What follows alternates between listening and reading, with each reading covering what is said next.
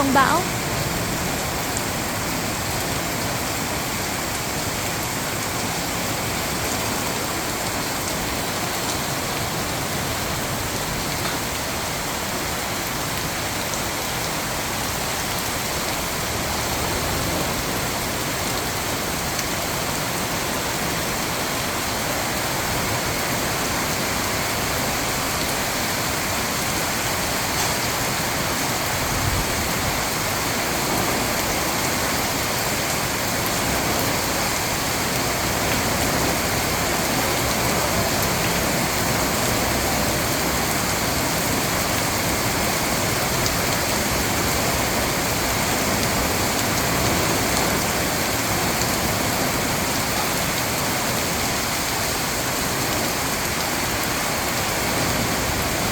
Mọi người nên đề phòng cẩn thận ạ.